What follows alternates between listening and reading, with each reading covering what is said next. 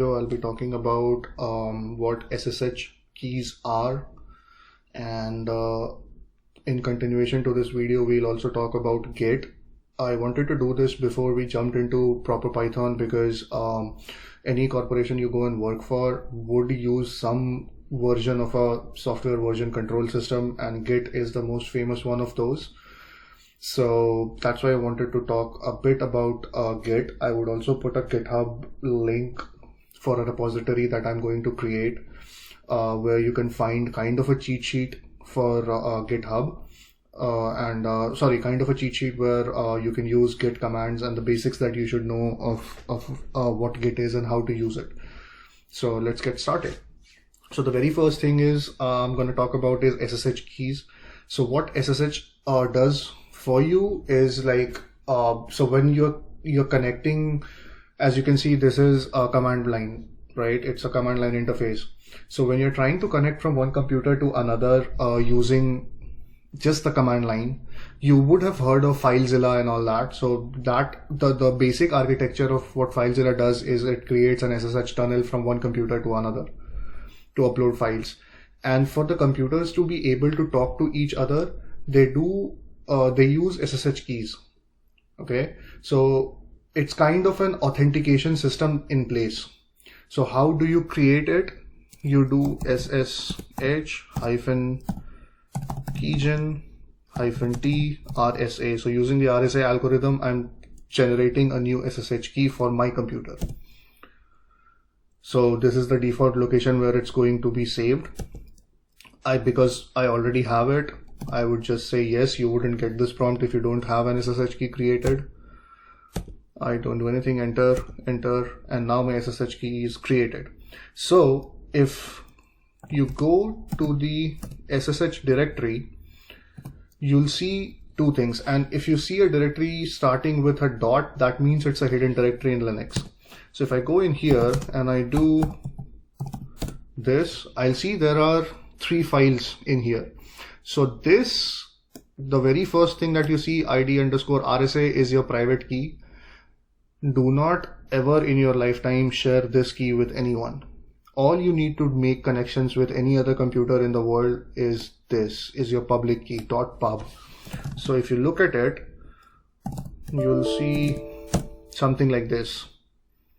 Okay, so this is the key I would be sharing with anyone who wants to log into my computer, to this file system. Okay, because once you connect to a new computer, it would ask you, it would say, do you trust this source? And when you say yes, your key gets added to this known hosts file. So if I go in here, I have a bunch of servers that I have been connecting to from my system. So these are the known hosts. These are the key of those hosts. So let's go ahead and create a folder where I would show you how to use Git. Let's name this as Python Git series or Python Git tutorial.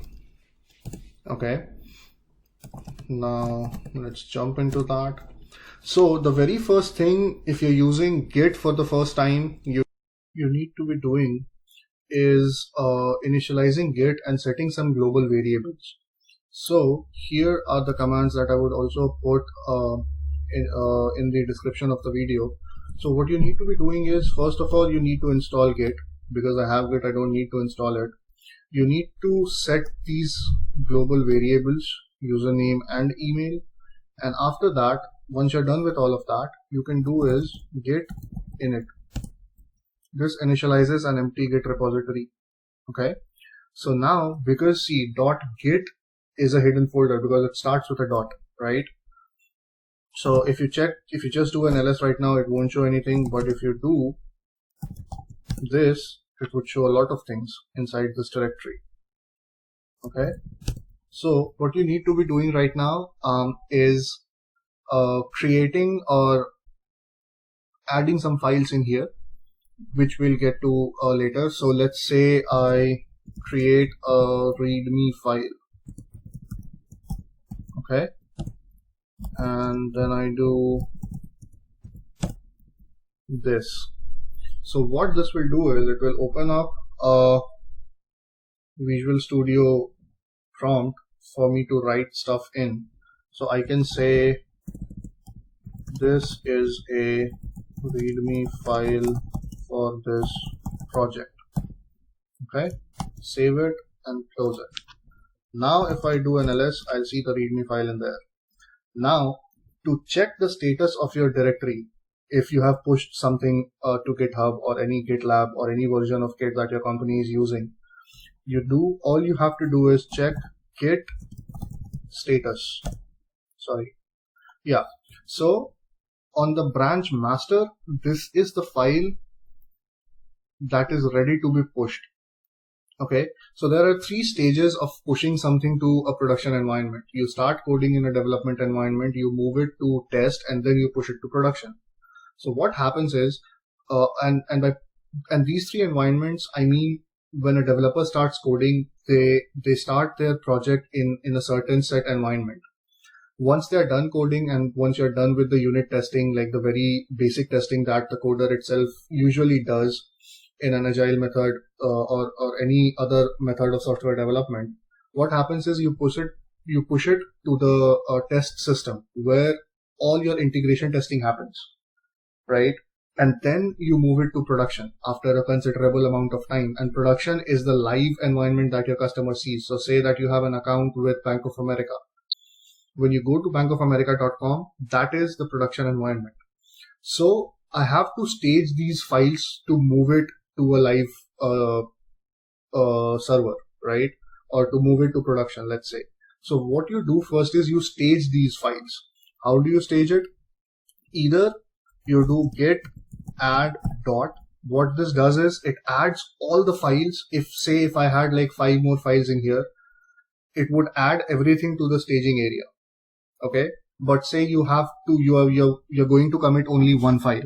You're trying to push only 1 file to production. So you can even give the name of the file. So once you do that, and now if you check the git status, you'll see there are no commits yet, but you'll see this. The file is ready to be unstaged. So now this is so now readme has been staged for you to commit the changes. How you do that? Git commit -m. I'll put all these commands up in the description of the video. -m means you're adding a short message of what this commit is, so that when you go back and look at stuff, you know what you're trying to commit. I'll say first commit. Okay. So you see this file has been added on the master head, on the master branch. Okay, so now that we have copied our key and added it to GitHub, what I'm going to do is I'll go to GitHub, I'll copy this because I'm using the SSH method of pushing things, because if you use the SSH method, you don't have to key in your username and password all the time for GitHub. You can use this as well, but if you use this way, every time you try to push something to GitHub, you'll have to enter your username and password for GitHub. So what we'll do is we'll copy this, we'll go in here, we'll add it. Now we have added it. So now this repository that I have here, Python Git tutorial, is linked to this directory. Okay, now I'll push whatever changes I have to GitHub, and this is the command to do this. Git push -u origin master, because master is the branch we are pushing stuff to. When you do this, it'll take some time and it will show you what's being pushed to, and see now master is set to track the remote branch. So if you make any changes on the master branch inside this directory and push something to your GitHub repository, it would affect the GitHub repository. So now if I go back in here and I refresh this, I'll see this file is created, right? And this is the very first, and this is the message that I had put up, first commit. Now, if you click on this, you'll see every commit that you do gets a unique code, this commit code, right? The reason you get this, and everyone using Git in the entire world, every time they push something, this is unique to all those pushes. So what happens is, it is a way, it's kind of a fingerprint. So when you're working on an open source project and say you contribute something and somebody copies it, this is how you track it up. Okay, because even if somebody pulls this repository, the commit ID would be the same. So I'll know like, okay, this is my original work. So that is how this hash works. Now Git is done. The other thing I wanted to talk to everybody about is how to enable Linux on Windows. Mac users are okay with this because Mac terminal supports Linux commands anyway. For Windows users, I would suggest getting in a habit of doing this, doing more command line stuff than graphic user interface stuff. Because what happens is, most of the things that you would be doing related to AWS and or Azure or anything, most of the times you would be interacting with a system that's Ubuntu server. Okay, and all you will be seeing is command line interfaces. Even if say you create your own website and you're trying to host it, most of the times you will have to configure environments based on that are based out of command line interfaces. So how you do it is, for Windows users, you go into control panel, go to uninstall a program, click on turn Windows features on or off. In here, you will see, if you scroll down to the very bottom, you'll see a couple of things. You'll see virtual machine platform. If it's unchecked, please check this box, enable hypervisor. Then the very basic thing that you need to do is Windows subsystem for Linux. You have to have this. Check this box, click on OK. Once you're done, you can restart your system. Then the other thing that you need to be doing is go to Windows Store, and in here search for Ubuntu. Okay, take any one of those, let's say select this, and just click on get. I am using this version, so I already have it. I own this app, so you can choose any one of those, and when you're done doing all of that, you can use this command line prompt.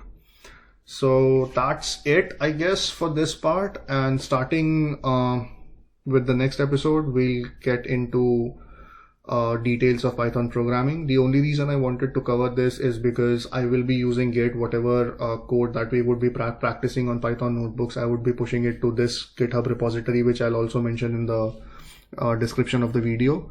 And yeah, if you guys liked it, please give it a thumbs up, and like, share, and subscribe. Thank you.